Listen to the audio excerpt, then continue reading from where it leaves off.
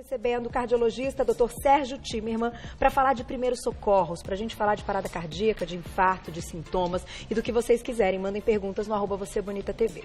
Doutor, para começar o nosso papo, até a gente estava assim, conversando durante o intervalo, tocando no assunto de gripes e tal, e você comentou que nesta época do ano, os infartos podem aumentar em até 30%? Existem várias pesquisas internacionais e mesmo aqui pela Sociedade de Cardiologia que mostram que o frio, principalmente um frio intenso como nós estamos tendo aqui na nossa capital, aumenta em torno de 30% as doenças cardiovasculares, principalmente o infarto agudo do miocárdio. Porque a gente diminui a nossa imunidade? Você sabe que existem 3 teorias que levam a isso. Uma que seria que a gripe, a gripe, a pneumonia, ou seja, as infecções virais e bacterianas, elas podem aumentar os problemas cardiovasculares. A segunda é que, por causa do frio, existe o que a gente fala um estreitamento das artérias. E o sangue, a terceira razão, que o sangue fica mais viscoso. Então é importante que nessa época se agasalhe bastante, tome água, não deixe de beber a sua água e se tiver algum quadro infeccioso, procure seu médico. E olha que interessante, eu acredito que a gente possa destacar então esses 3 e que os 3 sejam verdadeiros, imagina, unidos. Não, são absolutamente, não é que são hipóteses que levam a esse incremento, mas já existem várias pesquisas mostrando que esses 3 pontos são realmente preditores de problemas do coração. Então, praticar atividade física nessa época do ano tem que ter um certo cuidado. Tem um certo cuidado porque você pode aumentar a possibilidade de uma vasoconstrição, ou seja, de um estreitamento das artérias do coração. Mas fazendo em ambiente correto, com as vestimentas corretas, não tem problema nenhum. Tá aí, no ambiente quentinho aí, para o parque pode ser mais difícil, mas uma academia, né, ou até mesmo quem tem no prédio aí, pode ser mais indicado. Nós falamos que os extremos são perigosos para a saúde e para a saúde cardiovascular.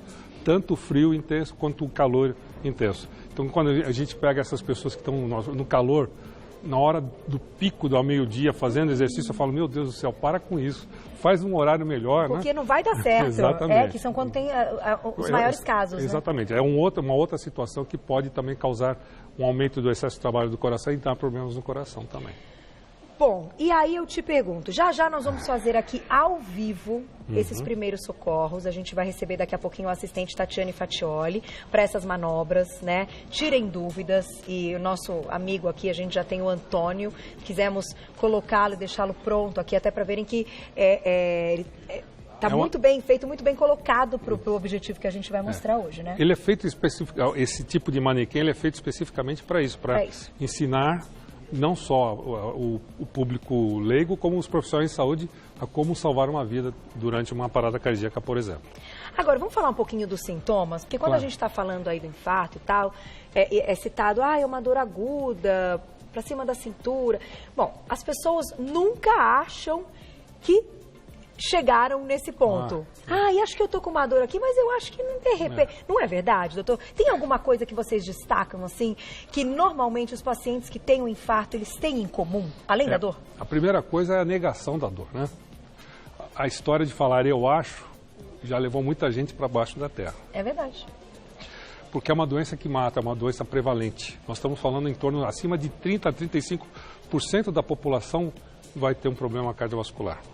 Então, quando você tem uma dor no peito, que é nova, que você nunca tenha tido ela, ou alguma alteração, um cansaço, e você tem alguns fatores de risco que a gente pode falar em relação a isso, em vez de negligenciá-la ou deixar de ir no médico, procure o seu médico, vá a um pronto-socorro. É melhor você, às vezes, pecar por excesso do que não fazer absolutamente nada. Existe uma dor característica, a dor do infarto, do ataque cardíaco, é uma dor que dá uma pressão no peito, que pode irradiar para a mandíbula, para o braço, pode ser dar um pouquinho de náusea, às vezes até vômito, a pessoa fica muito sudoreica, mas existem também uma percentagem de pessoas que têm dores não tão características quanto essas. Então, podem confundir. Se você tem fatores de risco, você tem, por exemplo, um antecedente de seus pais, tios, abaixo de 65 anos, que tenham tido um ataque cardíaco, se você é homem acima de 40 anos, está acima do peso, fuma, se tem diabetes ou não, tem colesterol alto, né? Mulheres acima depois que entram na menopausa, se tiver qualquer uma desses sintomas, procure o mais rápido possível um médico ou um serviço de emergência. Que as chances são maiores. São maiores. Agora, tem também alguns quadros que o paciente ele pode ter vômitos, náusea, uma tontura, que também pode confundir um pouquinho. Isso acontece também quando o paciente pode estar infartando. Sem dúvida alguma. O coração, quando ele infarta, ele pode, como eu te falei, mimetizar, ele pode causar outros sintomas que não são tão característicos quanto esses que eu te falei. Como náusea, dor no estômago. Puxa, eu estou com uma dor de estômago, acho que deve ser uma indigestão, e às vezes essa indigestão nada mais é do que um infarto agudo do miocárdio. Então tem que correr para o hospital. Se você eu falo que é melhor você fazer, ter uma dor de estômago mais comprovada do que um infarto que você não comprovou. Puxa vida. Lembrarmos que a grande maioria da população vai morrer disso se não fizer nada. Isso é verdade. Você tem um número aí, que inclusive a Lídia estava me mostrando no intervalo, quanto? Até hoje é dia 19 de julho. Nós tivemos já temos mais de 100 mil mortes por doença cardiovascular no Brasil. Nossa, é muita gente. Nós estamos falando de uma doença prevalente, 34% da população tem um problema cardiovascular e pode vir a falecer por causa disso. Vamos colocar a perguntinha do público já para começar e daqui a pouquinho a gente vai contar aí a respeito dos primeiros socorros, que isso é importantíssimo. Na tela, perguntinha do público. Simone, obrigada. Eu tenho lúpus, tomo esteroides e tenho muito taquicardia. Isso é normal? Posso ter algo mais perigoso? Relação aí de doença autoimune, como que é? A doença autoimune o esteroide é uma droga importante muitas vezes para essas doenças autoimunes. Mas elas podem causar algumas alterações cardiovasculares, né? Taquicardia nunca é normal. Você tem que sempre avaliar o que está acontecendo. Se pode estar relacionado à sua doença, o lúpus, ou está associado à utilização de esteroide, isso é um médico que vai dizer. Mas taquicardia tem que ser tratada. Nunca é normal. Nunca é normal. Mesmo com esse quadro que ela descreveu para a gente. Exatamente. Daqui a pouquinho tem mais perguntinhas do público. Eu vou deixar uma pergunta, doutor, que é o seguinte. A gente está falando aí de doenças relacionadas e tal. Mas, fato é, os exames são sempre preventivos, podem ajudar. Vou lá e já volto e você me conta. Vamos falar de check-up. Quais são aí, hoje, as orientações para este check-up? Perfeito. E o quanto, eu vou colocar assim, a gente tem um público no Você Bonita muito variado, muitos jovens também, eu sei que a gente atende uma gama aí do público, é muito amplo, mas tem também os jovens que acham que não vai acontecer com eles. Eu tenho um amigo que aos 32 anos infartou. Então, assim, acontece. Vamos fazer o seguinte, vamos responder a perguntinha que eu deixei, mas eu já vou cumprimentar a assistente Tatiane Fatioli. Bem-vinda, boa tarde, que ela que vai nos auxiliar aí nas manobras. Mas, antes delas, então, vamos falar dos exames? Vamos lá. Como é que a gente encara um check-up hoje? De quanto em quanto tempo? Porque fala, uma vez por ano. Sei uma vez por ano mesmo, doutor. Olha, eu falo que o check-up é muito importante. Prevenção é importante. Acho que o termo aqui é mais prevenção do que o check-up. Eu tenho muito medo de check-ups que se fazem hoje até em companhias de uma maneira absolutamente impessoal e sem uma... A primeira coisa que você tem que fazer numa prevenção, num check-up, é conversar com a pessoa. É verdade. Você não vai... Olha... Você tem 10 mil exames para fazer, vai fazer, daí depois do exame nós vamos conversar.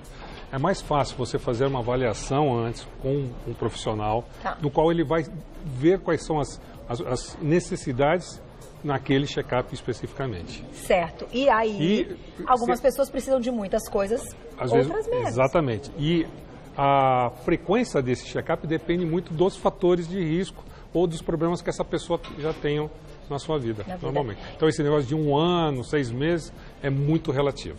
E no final, gente, quando a gente fala de prevenção, e aqui no Você Bonita, você está aqui desde o início assistindo, né, que a gente mostra culinária saudável e tal, e muitas dicas, tudo isso faz parte da prevenção, além da nossa responsabilidade de ir na consulta, né? Totalmente. E uma coisa que você colocou que é importantíssimo, o jovem.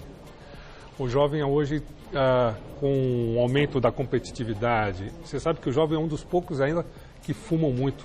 É verdade. Além disso, de drogas e de bebidas e outras coisas mais, aumentou em torno de 18% de infarto em jovem. É assustador isso. É muito assustador. Então, homens e mulheres ou mais? Aí independe, mas é mais o jovem entre 18 e 25 anos, mas o sexo é um pouco mais para o homem, mas mulheres também Porque a mulher, nesse ponto, ela está tomando pílula e está usando cigarro e outras coisas mais. E a pílula pode ser algo importante, que a gente falou. Exatamente. A pílula junto com o cigarro é uma brincadeira letal que a gente fala. É uma bomba. É uma bomba. Pois é, tem que tomar muito cuidado, até porque a gente comentou outro dia também, o uso indevido de anabolizantes. Que também aumentou, que também pode dar, né? É inacreditável. Você sabe que muitas vezes o uso indiscriminado de anabolizante de testosterona diminui aquele colesterol bom. Eu já peguei na minha clínica, você sabe aquele chamado HDL, colesterol? HDL. Eu já peguei jovens com menos de 2 de HDL. Isso por causa do uso disso. Você saca na hora, né? Porque daí muitas vezes o paciente fala assim... Não estou tomando nada. Imagina, doutor, não, nunca fiz. Mas vocês sacam na hora, porque algumas coisas estão diretamente ligadas. E né? Isso aí está diretamente ligado a um aumento de doenças cardiovasculares. Isso é verdade, não é mito? Não, absolutamente verdade. Puxa vida, então vamos usar a responsabilidade e vamos então aos nossos primeiros socorros. Isso. Vou pedir então, por favor, para a Tatiane Fatioli, que é nossa assistente hoje. Vamos lá, você vai descrevendo, ela também está microfonada, né? Fique à vontade então para falar do jeito que você quiser. Aconteceu... Esse manequim aqui, ele foi feito especificamente para isso, para a gente ensinar como fazer o tratamento inicial de uma parada cardíaca. Perfeito. Vamos diferenciar primeiro o que é o infarto da parada cardíaca, né? Que são diferentes. Isso. Quando você tem um ataque cardíaco, um infarto agudo, e a pessoa está consciente, você vai encaminhá-la, vai sentá-la, vai chamar um serviço de emergência ou encaminhá-la a um serviço de emergência. Mas o infarto, o ataque cardíaco pode levar a uma parada cardíaca. Ou seja, o coração ele tem o que a gente chama de uma fibrilação ventricular. De uma maneira muito simples, o coração ele está batendo, só que ele está batendo caoticamente e ele não está funcionando como bomba. Nesse momento, são 2 sinais muito simples. Muito simples. E que o leigo é que tem que saber. Quais são eles? A pessoa está consciente ou não, ou se está respirando ou não. É isso que ela vai mostrar. É a primeira coisa, são 2 sinais. Olha que interessante. Não tem esse negócio de pegar pulso, nada. Nada disso. Está respirando, está consciente ou não. Vamos lá. Fica aqui pertinho. Então, vamos chamar a vítima, né? Senhor. Se ele não responde, a gente liga 192 e traz um desfibrilador. E aí eu vou abrir a roupa da vítima e vou avaliar se ela respira. Não respira, inicio as compressões. Então você viu que ela primeiro chamou a pessoa se ela está consciente ou não, se está respirando ou não, chamou o serviço de emergência, o nosso serviço de emergência no Brasil é 192. Antes de começar a manobra. Antes de começar a manobra, e pediu um desfibrilador, que a gente fala em seguida. Existe um termo mundial chamado corrente da sobrevivência. Os 3 primeiros elos da corrente de sobrevivência são feitos por nós, as pessoas que não são profissionais de saúde, que é reconhecer a parada cardíaca, que é 2 sinais, consciência ou não e respiração ou não. Chamar para o socorro, 192 ou qualquer serviço de emergência e pedir um desfibrilador. E a terceira é já iniciar as compressões cardíacas. É exatamente como ela está fazendo. Ritmada. Quando ela percebeu, então, a vítima não tem consciência e ela não estava respirando. Exatamente. Porque você encostou na barriga, então a barriga não subia, né?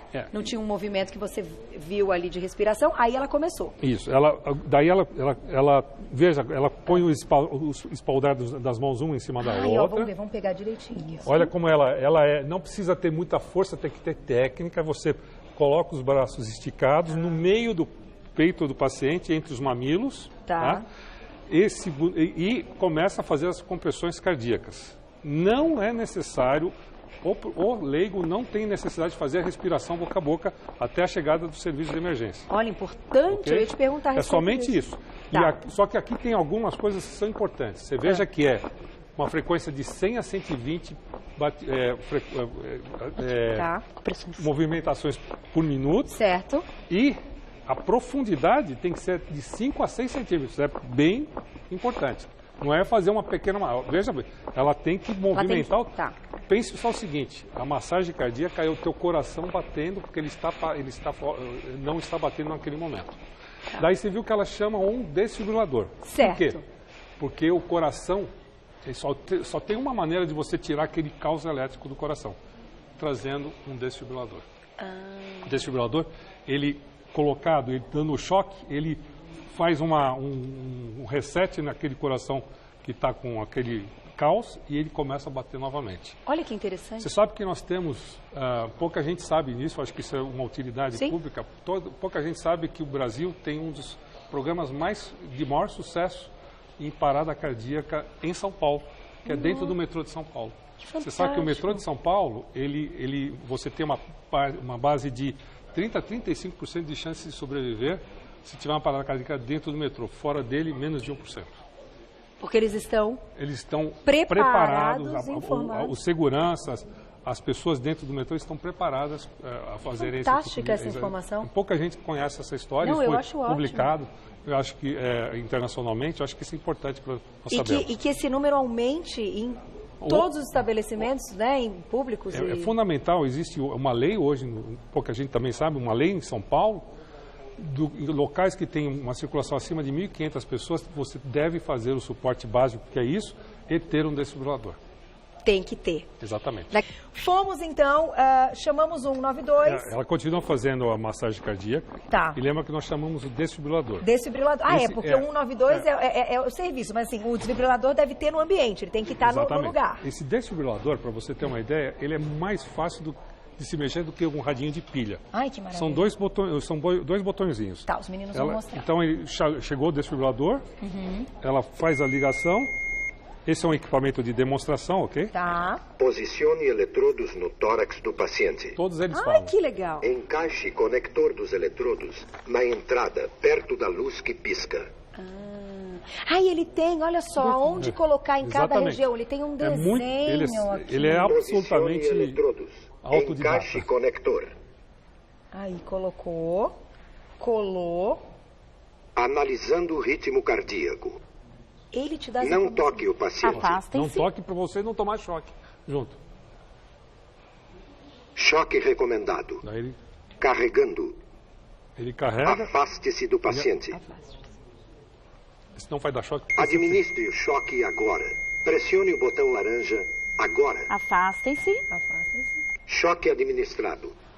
Em pausa. Ele em pausa porque ele vai fazer Administre ressuscitação Somente a gente vai parar de fazer a massagem cardíaca quando chegar o serviço de emergência. Então, quando ele diz afaste-se, a gente se afasta, Exatamente. Aperta o botão. Isso. Aí, ele em pausa para você continuar fazendo. Aí a gente continua. E até a chegada do serviço de emergência. Bom, eu só tenho que parabenizar, primeiro que pauta super maravilhosa, acho que é da Lígia essa pauta, e trazer tudo tão completo, porque eu nunca tinha tido a experiência, enfim, de ouvir, de ver que ele mesmo dá as instruções, às vezes a gente tem muito simples. Receio de usar algumas coisas. Vocês viram que interessantíssimo isso? E aí, quando chega, claro, o serviço, né? A ajuda, aí... Exatamente. É importante que a gente... Para você ter uma ideia, se nós tivermos uma parada cardíaca... O quanto isso salva de vidas, né? Mas só para você ter uma ideia, a cada minuto que passa sem fazer isso, são 10% de chance da pessoa vir a morrer. Se você não fizer nada, em 10 minutos a pessoa estará morta. Então, você salva muitas pessoas. Como eu te falei, se você fizer um comparativo com, por exemplo, o metrô, dentro do metrô, é perto de 40%, 45% de chance de sobrevivência. Fora do metrô, menos de 1%. Gente, achei o máximo. Eu vou fechar com uma perguntinha do público. E claro. se o paciente estiver em casa, doutor? Casa a gente não vai ter o desfibrilador. Mas são... é interessante ter? Como é a opinião médica? É complicado, né? Não. Você sabe que muitos condomínios têm colocado um equipamento em todo o condomínio. Boa. Mas o importante se fazer em casa é exatamente essas mesmas manobras. E é claro que se você tiver um desfibrilador no local, você chama ele ou simplesmente faz a compressão até a chegada do serviço de emergência. Porque é um aparelho, vamos dizer assim, é um aparelho que tem um custo alto para que... Esse é um equipamento, hoje eu estou falando um valor que ele está em torno de 6 a 8 mil reais. 6 a 8 mil reais. Não dá pra, exatamente, mas para um condomínio isso não é nada. É o que eu falei, ele é tão importante. Perfeito. Você sabe que em muitos lugares nos Estados Unidos eles usam os desfibriladores ao lado. Ressuscitação cardiopulmonar. Ele faz ao lado, ele coloca eles às vezes ao lado do extintor de incêndio. De tão importante que ele é. Gente, que fantástico. Quem está assistindo agora conversa, síndicos e etc. Enfim, vamos, né? Isso aqui é um momento até de informação e de serviço que a gente pode salvar vidas. Eu vou colocar uma perguntinha do público, olha lá, na tela quem escreveu pra gente. Um beijo, Moisele, obrigada. Sempre sinto náuseas a fazer atividade física. Pode estar relacionado a problemas cardíacos? Tenho arritmia de vez em quando. Me parece uma pessoa jovem, né? Ela faz. Essas náuseas, elas nem sempre estão associadas ao problema cardiovascular. Às vezes é o que a gente chama de exercício em excesso, né? Tá. Se faz uma avaliação prévia antes de fazer o exercício, e se isso tem sido muito comum, ele procura um médico para ver se não tem nada errado no tipo de exercício que ele está fazendo. Perfeito. E se ele tem arritmia, muitas vezes a arritmia melhora com o exercício físico. Tá aí, gente. Então procure o médico. Só posso agradecer muitas perguntas. Foi fantástico. Parabéns, doutor. Obrigada. É um prazer. Volte, já temos até tema para a próxima pauta, que eu gostei muito. Assistente Tatiane Fatioli, o cardiologista Sérgio Timerman. Eu vou deixar um agradecimento à Sociedade Brasileira de Cardiologia. Parabéns. Obrigado. Espero vocês numa próxima oportunidade.